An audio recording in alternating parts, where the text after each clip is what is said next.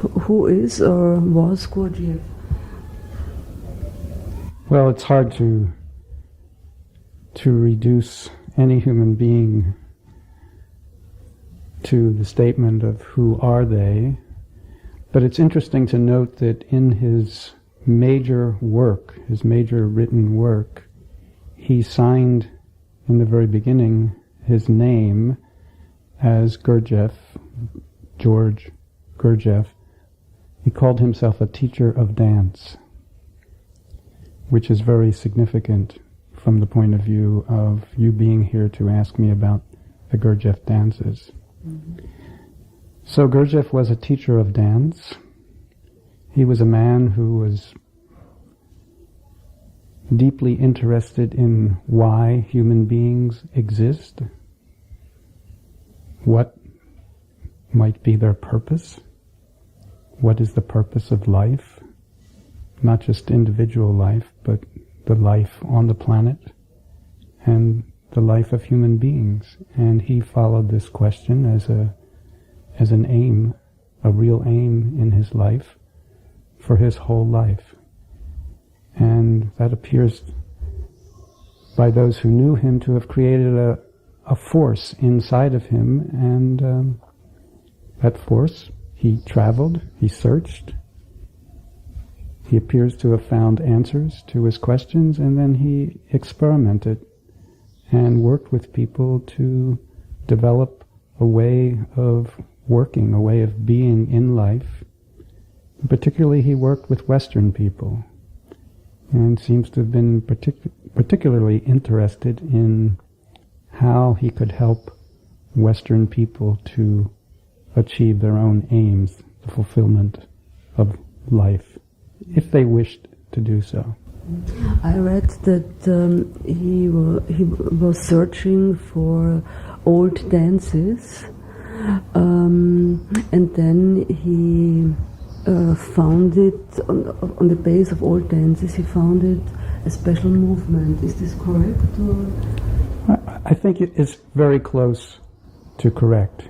He was searching, and certainly in his search, he found brotherhoods, monasteries, where people were working for what you might call spiritual development or personal development, and they were using dances, they were using movements, they were using inner exercises, they were using certain kinds of work with the body that required specific movements. And he himself brought many of these back with him to the West and also developed his own. He was certainly a creative genius when it came to the field of dance, movement, and music. Much of the music used for the movements is based on melodies that he not only remembered, but that he also developed for the dances. And he was searching in which cultures he was searching? Central Asia, the Middle East. There are reports he went as far as Tibet, certainly North Africa, around Egypt, Persia. And do you know why he was so interested in the dance, especially in the dances, in the movement?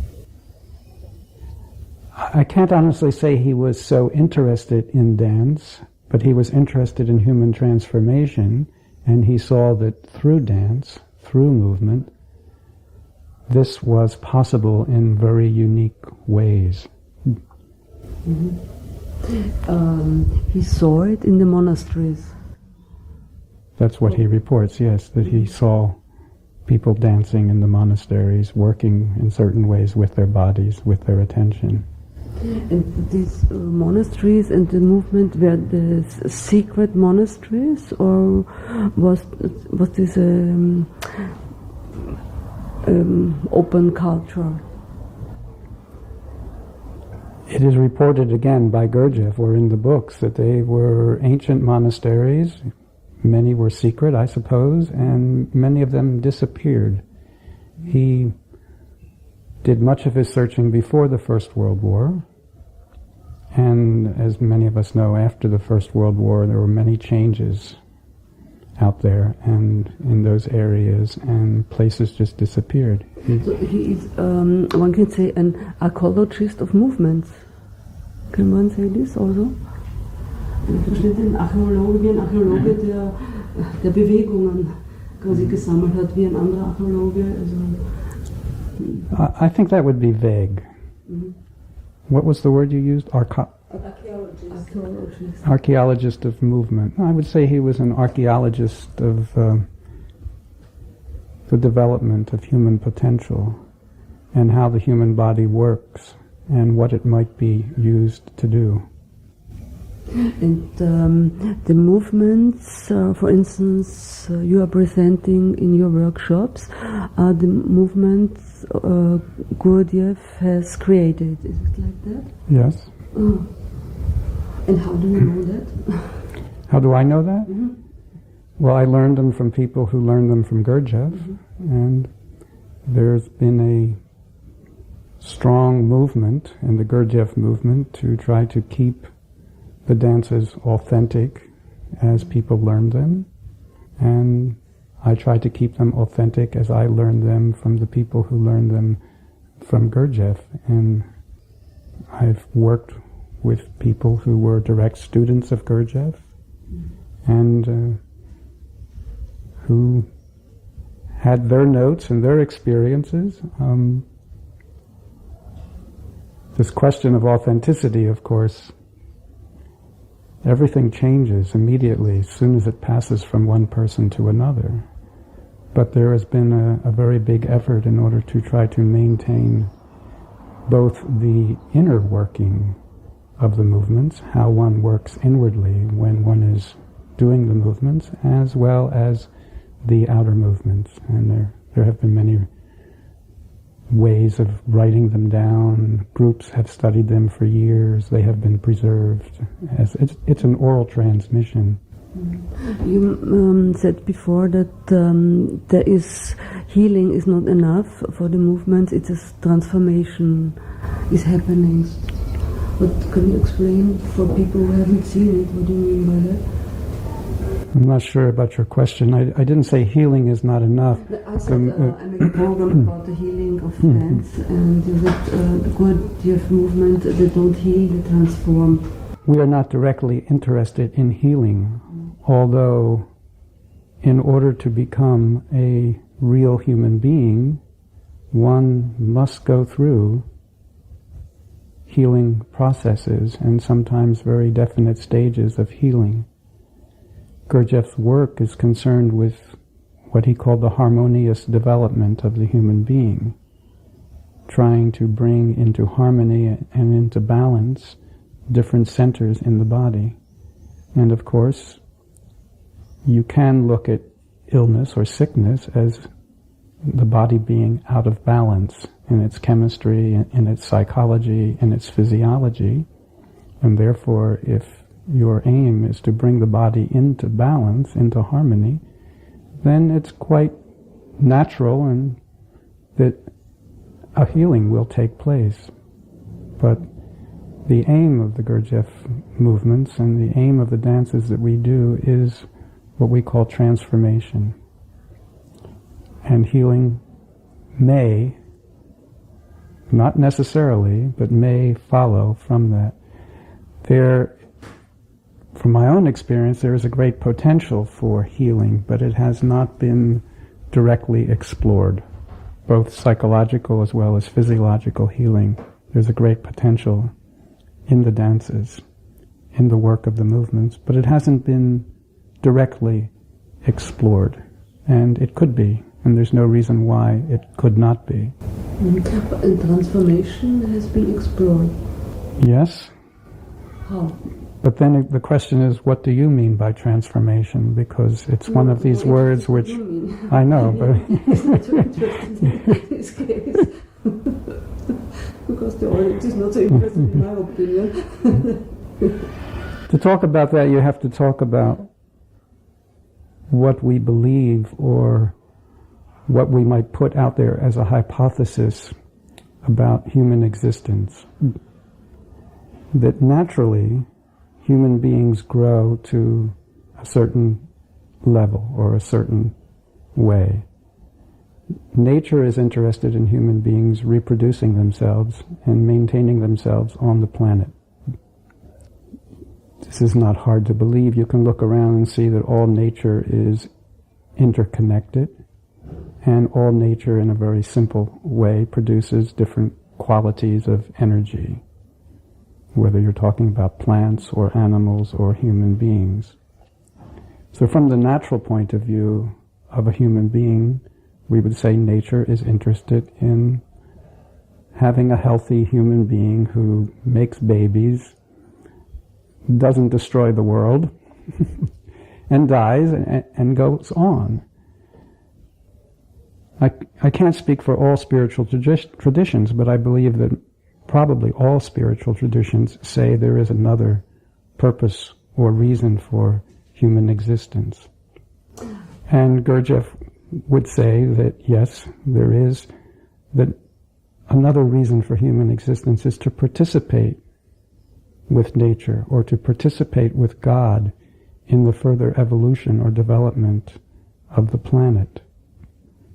And so we would look at transformation as that process of further developing our human potential and as participating in the greater cosmological scheme, if you want to call it, participating in that in a very specific way. But how can movements participate in this process? The movements or the dances are not an end in themselves. They are a means. They are techniques.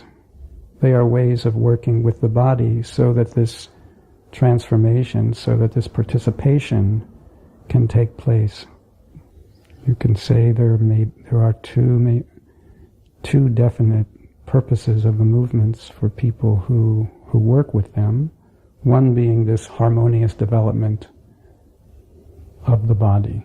And we still haven't spoken about exactly what that means from Gurdjieff's point of view. The other is to receive or collect energy from, we would say, outside the planet. That all life is not just organisms that produce energies, but they can receive vibrations from the sun and even from further away, from outside the solar system. And human beings can receive them in a special way. And groups of human beings can receive them in a special way. So some of the movements have for us a very definite ritual quality.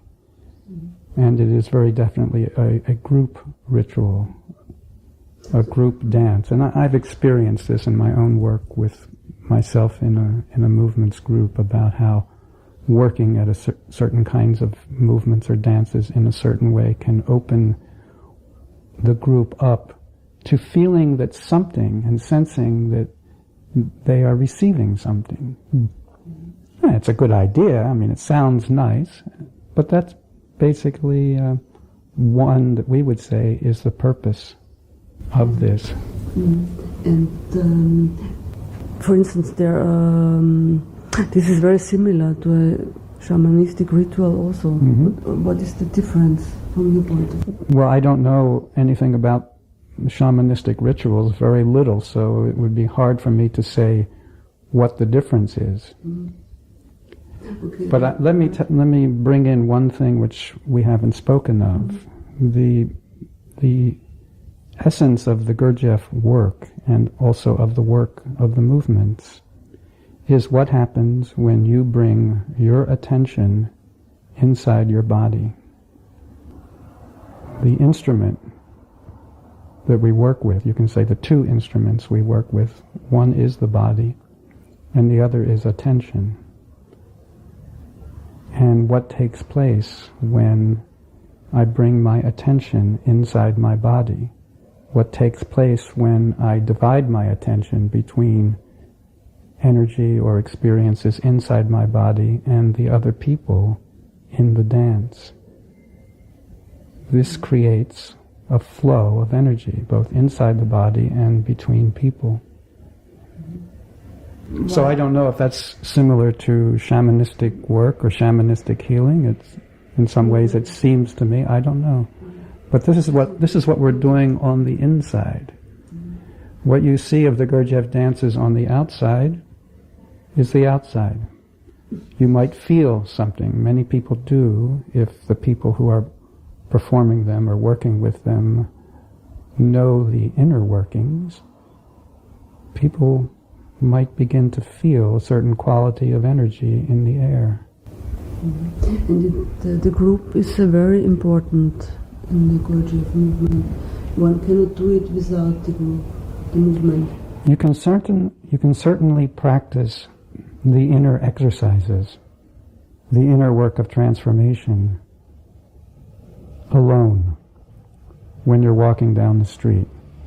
There's many aspects of this inner work that you can practice. In the movements, in the dances, it certainly is a group process.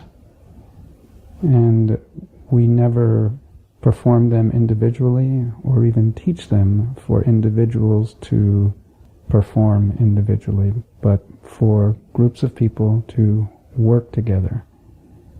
The group is not an artificial construct. There are loners in the world, but there's no way that you can escape interaction with other people. In fact, you cannot become even a natural human being without having an interaction with your parents or with some kind of community or society. And this awareness of others, this being in the world with others, is a very important part of this work. And so the dances give us an opportunity to experience that specifically with many people, so that we can take that experience from the group experience and begin to use it honestly and effectively in life, because there are other people in life. Mm-hmm. And if you say the movement, if you look from the outside, there are just movements, but even there's an audience and they haven't seen the movement, yeah? So it's perhaps important to explain a little bit the movement only from the outside. I'm not sure how you can, I mean, there are so many different postures or gestures or ways of being, but I would like to describe, if you have observed a performance of the Gurdjieff movements or experienced the Gurdjieff movements, the first thing you might notice is that maybe all of the movements, except for a few, well, many of the movements begin with a normal, natural, standing posture. A posture we human beings take for granted, but which is an incredibly unique posture. In nature, there are no other animals that adopt, in their final level of development, this posture of standing on 2 feet in this upright position. Mm-hmm. And many of the movements begin from that position, that posture, and return to it at the end. And in between there is a journey, an individual journey and a journey of the group that manifests in different ways depending on which movement we're working with. But from the outside it does look like a choreography. It's very much choreographed. Gurdjieff very definitely choreographed the movements to have specific effects on people. Mm-hmm. So it's very choreographed, but many of them are very different in their choreography. So the Gurdjieff Rockettes, you know the Rockettes on stage in New York, Radio City? Yeah, the Gurdjieff Rockettes. Mm-hmm. Except we spend more time with what's going on inside than with what's going on outside. But because one has to learn the correct movement. I'm not sure learning is the right word, although many people will put it that way. One has to come to the correct movement. Just as one has come to this posture of standing, you didn't learn how to stand. Yeah, but if I have to make this movement like that, I have to make it like that and like that. You might make it like that to start with. And then you learn about the energy that fills up the body. And then you have the aim to have it like this, so that energy can help you achieve the aim. But you can also make it like that, and then it just becomes a stiff stick of an arm rather than an arm filled with life. And for your own experience, those two things are very different. Part of the movements and the gestures is to relax and let go of the tensions inside the body and to allow the life of the body, the life that we work with our attention, to expand and grow inside the body and to fill up the arm to take the gesture that you want. So you could say that's learning the gesture. I don't like to use that language because it puts too much emphasis on the gesture. Because the gesture is the result of where and what you wish your body to do and the interactivity of your attention with the energy inside your arm and inside your body that fills it up. Just like you, as a human being, this was not developed from the outside. This is the life inside your body, filling it up and manifesting it as Nora. And how that manifests is changeable depending on how Nora develops her own energy, develops her own what we would call inner life, nurtures it, feeds it, allows it to grow and expand and become what she wishes it to be.